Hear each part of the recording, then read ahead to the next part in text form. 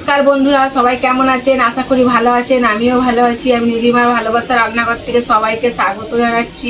সবাই ভালো থাকুন, সুস্থ থাকুন, আমার ভিডিও দেখতে থাকুন। পুজো এসে গেছে সামনে, আর দু একদিন আছে পুজো। চলুন তাহলে আমি আজকে একটা নতুন রেসিপি বানিয়ে নিই। আজকে আমার রান্নাঘরের নতুন রেসিপি হলো কচু দিয়ে, বেগুন দিয়ে, আলু দিয়ে, চিংড়ি মাছ দিয়ে একটা তরকারি। এই তরকারিটা কীভাবে বানাতে হবে সব কিছু এই ভিডিওতে দেখাবো। আপনারা প্রথম থেকে শেষ পর্যন্ত দেখবেন, তাহলে বুঝতে পারবেন। আর সাবস্ক্রাইবার, লাইক, কমেন্ট সব কিছু করুন, শেয়ার করুন যাতে সবাই দেখতে পায়। আর চলুন তাহলে আমি চিংড়ি মাছটা কেটে নিচ্ছি। এই দেখুন চিংড়ি মাছ, দেখুন কত বড় বড় আপনার দাদাভাই চিংড়ি মাছ নিয়ে এসছে। চিংড়ি মাছ দিয়ে কচু দিয়ে খেতে খুব ভালো লাগে, আপনারাও বানিয়ে খেয়ে দেখবেন, সত্যি ভালো লাগে। আমি চিংড়ি মাছগুলো কুটে বেছে ধুয়ে পরিষ্কার করে আমি আবার চলে আসছি। চিংড়ি মাছটা কেটে ধুয়ে পরিষ্কার করে নিয়ে এসে চলে এসেছি। এই দেখুন দেখতে কতটা লাগছিল, আর কেটে কুটে ধুয়ে পরিষ্কার করে কলকাটা হয়ে গেছে। চিংড়ি মাছের খোলাটাই বেশি। কচু দিয়ে বানাবো বলেছি, কচু নিয়ে নিয়েছি কয়েকটা, আলু নিয়েছি 3 পিস, একটা বেগুন নিয়েছি, পাকা টমেটো দেবো নিয়ে নিয়েছি, 4খানা কাঁচা লঙ্কা নিয়েছি। কাঁচা লঙ্কা দিয়ে করব, কিন্তু আজ আদা, রসুন, পেঁয়াজ সব কিছু দেবো। চলুন তাহলে আমি কেটে সব কিছু রেডি করে নিয়ে আবার আমার রান্নাঘরে গিয়ে আমি দেখাচ্ছি। উনুন জেলে দিয়েছি, আমি কড়া বসিয়ে দিয়েছি, সরষের তেল দিয়ে দিচ্ছি চিংড়ি মাছ ভাজার জন্যে। পরিমাণ মতো সরষের তেল দিয়েছি। কড়া এমনি গরম হয়ে গেছে। এই দেখুন চিংড়ি মাছগুলো দিয়ে দেবো। চিংড়ি মাছে কিন্তু আমি নুন হলুদ মাখাইনি। চিংড়ি মাছের জলটা শুকনো হবে, তারপর আমি নুন হলুদ দেবো। আর এই দেখুন একটা পেঁয়াজ কেটে নিয়েছি, একটা টমেটো কেটে নিয়েছি, এই বেগুনগুলো এইভাবে কেটেছি। এই দেখুন কচু 2 ভাগ করে কেটে নিয়েছি। এই দেখুন আলু এইভাবে কেটেছি।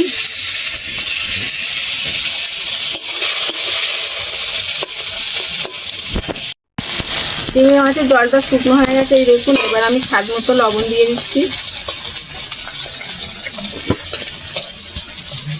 অল্প হলুদ,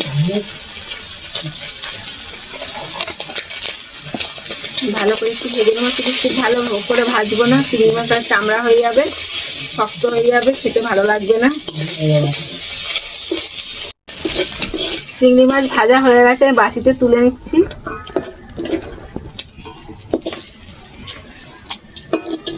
এবার কচু আলুটা ভেজে নেবো। চিংড়ি মাছের ভাজার পর যে তেলটা ছিল ওই তেলেই আমি ভেজে নেব।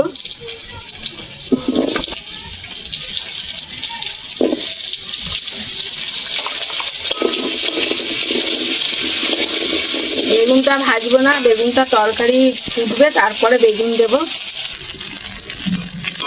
কচু আলুটা এই দেখুন অর্ধেক ভাজা হয়ে গেছে। এবার আমি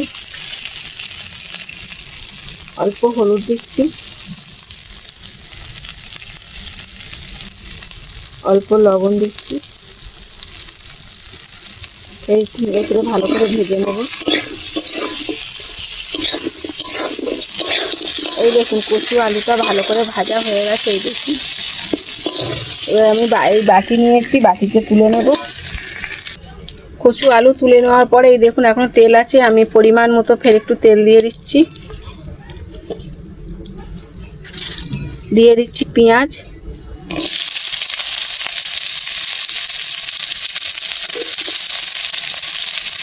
আমি একটা পেঁয়াজ মাঝারি সাইজ কেটে রেখেছিলাম, সেই পেঁয়াজটাই দিয়ে দিয়েছি।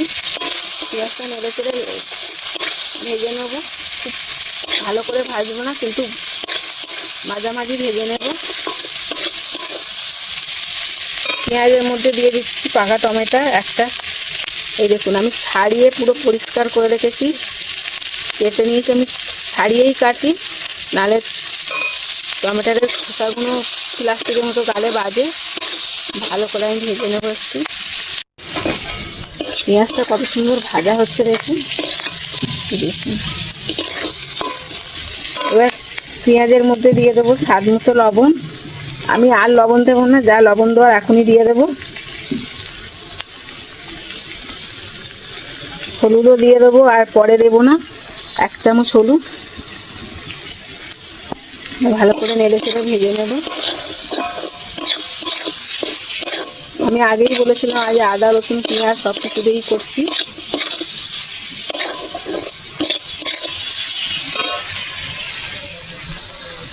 এই দেখুন পেঁয়াজটা ভাজা হয়ে গেছে, টমেটোটাও গলে গেছে। এই দেখুন এর মধ্যে দিয়ে দিচ্ছি 1 চামচ আদা রসুন বাটা, আর একটু দেবো, দিয়ে এবার ভালো করে কষিয়ে নেব।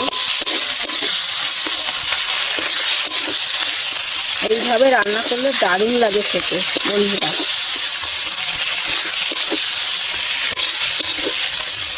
সুন্দর হচ্ছে, খুব সুন্দর সেন্ট বার হচ্ছে।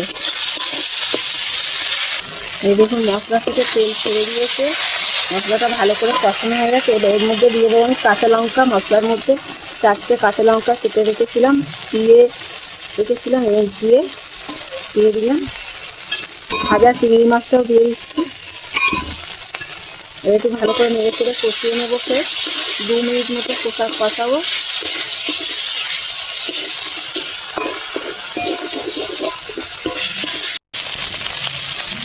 2 মিনিট হয়ে গেছে। এই দেখুন ভালো করে কষিয়ে নিয়েছি চিংড়ি মাছ, কাঁচা লঙ্কা, টমেটো, পেঁয়াজ, আদা রসুন।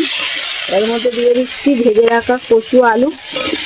আমি আগেই বলেছি বেগুনটা তরকারি পুড়বে তারপর দেবো। এটা আমি 5 মিনিট মতো কষিয়ে নেবো সব কিছু একসাথে।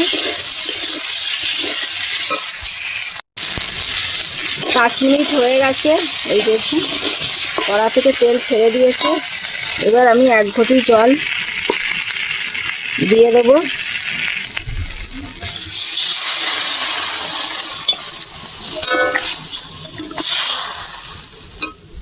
আর একটু জল দেবো, কচুটা সিদ্ধ হওয়ার মতো জল দিতে হবে। আর দেবো না, আমি 1.5 ঘটি জল দিয়েছি। এবার দিয়ে দেবো 1/2 চামচ জিরে গুঁড়ো, 1/2 চামচ ধনিয়া গুঁড়ো। ভালো করে নেড়ে চেড়ে নেবো। নেড়ে চাপা দিয়ে দেবো। চাপা দিয়ে দিলাম। কচু আলু সিদ্ধ হোক। চাপাটা দিয়ে দিলে কচু আলুটা তাড়াতাড়ি সিদ্ধ হয়ে যাবে, ফুটবে। তারপর আমি বেগুন দেব।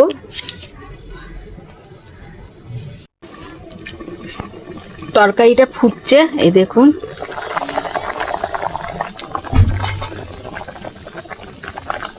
এবার আমি বেগুন দিয়ে দেব। কেটে রাখা বেগুনগুলো দিয়ে দিচ্ছি। একটু নেড়ে ছেড়ে দেবো। ফের চাপা দিয়ে দিচ্ছি। আর 5 মিনিট ফোটাবো, ফুটিয়ে নামিয়ে নেব। ঢাকনাটা খুলে দেখবো তরকারি। এই দেখুন কত সুন্দর ফুটছে, দেখুন বেগুনটাও গলে গেছে। এই দেখুন কচুটাও গলে গেছে, কত সুন্দর গলেছে দেখুন। এই দেখুন আলুটাও গলে গেছে, কচুও গলে গেছে। আর এদিকে তো বেগুন গলেই গেছে। বেগুন বেশি টাইম লাগে না, বেগুন গলে গেছে। বেগুনটা গলতে না বেশি টাইম লাগে না, ওই জন্য আমি তরকারি ফুটেছে তারপর দিয়েছি। আপনারাও এইভাবেই দিয়ে বানাবেন, দারুণ লাগবে খেতে। আর বেগুনটা পুরো ঘেঁটে যাবে না তরকারির সাথে, পুরো গোটা গোটা থাকবে। আর একটু ফুটিয়ে নামিয়ে নেব। আমি যেভাবে বানালাম আপনারাও সেইভাবে বানিয়ে খেয়ে দেখবেন, সত্যি খুব ভালো লাগে। আর এগুলো সচরাচর সবসময় পাওয়া যায় না। কচু এখনই পাওয়া যায়, আর বেগুন সবসময় পাওয়া যায়। বেগুন আলুটা সবসময়, একটু চিংড়ি মাছও পাওয়া যায়, কচুটা সবসময় পাওয়া যায় না, এই সময়টাই পাওয়া যায়। কিন্তু ঝটপট আপনারা রান্না করে খেয়ে কমেন্টে জানাবেন কেমন লাগলো। এই দেখুন তরকারিটা ঝোলটা মাখো মাখো হয়ে এসছে। এই দেখুন পুরো ঘন হয়ে গেছে। এইবার আমি নামিয়ে নেব। যে বাটিটায় কচু আলু ভেজে আমি তুলে রেখেছিলাম সেই বাটিতেই ঢেলে নিচ্ছি।